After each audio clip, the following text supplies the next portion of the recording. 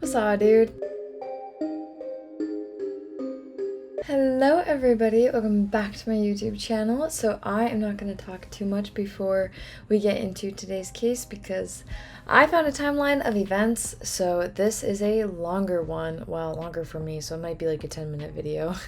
But let's just jump right into it. Kendrick Johnson, 17 years old, born October 10th, 1995. His body was found rolled up inside a tumbling mat in the old Lowndes High School gymnasium in Georgia on January 11th, 2013. Immediately, the school was put on lockdown following the discovery of his body. After the preliminary autopsy results were in, the Lowndes County authorities said that there were no injuries on Kendrick's body. The investigators suspect that he had gone into the rolled-up mat to retrieve a shoe and couldn't get out since he had fallen headfirst in and then ultimately suffocated. It was initially believed that Kendrick's death was just a tragic accident, but his parents believe that he was actually, in fact, murdered. His parents adamantly believe that foul play was involved and rallied at the Lowndes County Courthouse. On May 13, 2013, the investigators involved in the case officially ruled it as an accident. The attorney that the Johnson family had hired said that information had come out from paramedics that contradicts what law enforcement had said. The report from the responding paramedics showed that Kendrick's body was partially in a rolled-up wrestling mat, but that his torso, head, and arms were exposed, so it would make no sense why he wasn't able to get out and therefore suffocated. The family's attorney said that contradicts investigators' claims that Kendrick's body was found upside down, stuck in the mat, like he was fully, arms probably out in front of him if he was reaching for a shoe, and then unable to wiggle back out and up since he's, head first in a rolled up wrestling mat. A judge granted the family permission to exhume their son for a second autopsy on June 6th of 2013.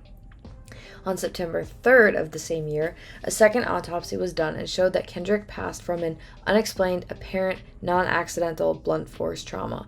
So the conclusion from the second autopsy contradicted that of the first autopsy.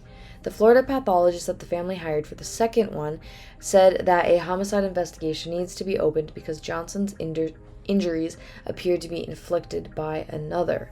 A $10,000 reward was offered for any information leading up to the arrest and conviction in Kendrick's death. The money was offered up by an anonymous donor on October 18th of 2013. Now, after, I believe it was a year, that reward was ultimately kind of rescinded because nothing had happened. They couldn't just leave that money out there so they unfortunately, took back the offer. I really think it was a ploy to try to get someone to come out, and after a year, if nobody has, it's like no one's probably going to try to claim that money. That is an assumption on my part. A judge involved in the case ordered for the release of surveillance video from the school and other investigative documents more than 10 months after Kendrick was found. U.S. Attorney Michael Moore says that on October 31st, 2013, the FBI will help in finding out how Kendrick really died in January. The fact that this particular camera out of all the cameras is out of focus, C.B. King Jr., the family's attorney, said of the surveillance video that was released from the school, that it is not positioned in such a way that you can get any image showing the top edge of Matt, we believe is anything but a coincidence, he continued saying.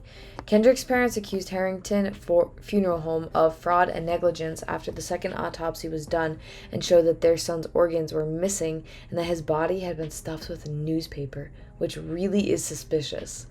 The family claims that the funeral home didn't tell them the truth about their son's body and the fact that he was missing his organs and stuff with newspaper. An anonymous email detailing an alleged confession of killing Kendrick was sent by an ex-classmate and investigated by authorities on March 19th of 2014. So we're over the year mark now. The email confession was deemed just a cruel joke by the Lowndes County Sheriff's Office. The Johnson family filed a wrongful death suit against the school district. The attorney for the Lowndes County School District said that the high school strongly denies the claim from the Johnsons that a student on the wrestling team had motive to harm Kendrick. On January 15th, 2015, another lawsuit was filed claiming that 3 classmates had attacked Kendrick. Members of Kendrick's family were found guilty on obstruction following a trial for all these lawsuits. All 7 of the accused were found to be guilty for blocking people from entering the Lowndes County Judicial Complex during a protest back in April 25th of 2013. So all the way back, like almost a year ago. The family members were sentenced to 1 year in jail, but would be suspended if none were arrested within a year. On June 20th, 2016, the Department of Justice announced that the federal investigation into Kendrick's death had insufficient evidence to support any criminal charges.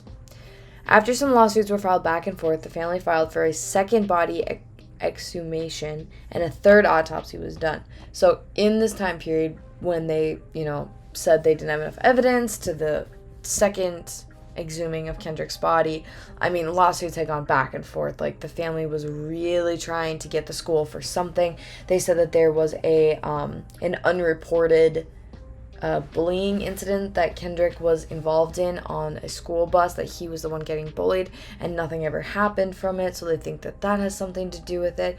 Honestly, it really sounds like a grieving family just looking for any kind of answers, and they want to hold somebody accountable, which is absolutely justified. But some of the lawsuits just, honestly, they really did seem to be a little bit bogus, so I didn't even put them in this case, but just know that they were trying very hard to get someone for something, which, like I said, I can't say I blame them. If that happened to me, yeah, I probably would be filing a lot of lawsuits as well.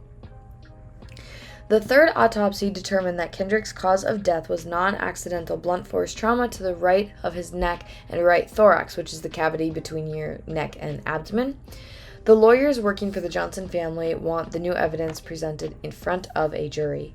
On October 11th, 2019, the family requests for Kendrick's case to be reopened, and on March 17th, 2021, Kendrick's family gave the Lowndes County Sheriff's Office a new recording with a possible confession from the murderer.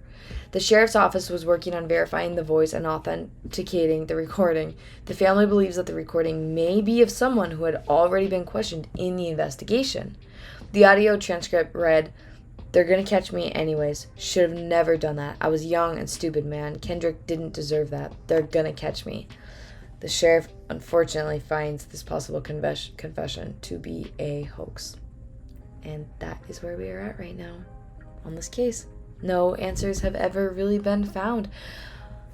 Honestly, I don't know how exactly I feel about this. My gut instinct tells me that the family just wants answers and they want someone to be held accountable. But just, it was an accident. But then also part of me feels like, yeah, if it was a murder, someone should be held accountable. I don't know. I'm so caught on this one. I really just don't know how to feel. Definitely leave your guys' thoughts in the comments down below. That is it for me for this video. All my case sources are linked down below. I found one really amazing website that laid out the entire timeline of events. So if you guys want to go and read that, it'll be in the description box, like I said. But other than that, that is it for me today. If you guys found this video to be interesting, definitely give it a thumbs up down below and subscribe to my channel. But if not, that's cool. Thanks for hanging out with me for this video. And for those of you that will be back to my channel, I will have another video ready bright and early for you guys at 7 a.m. So I will see you then. Bye, guys.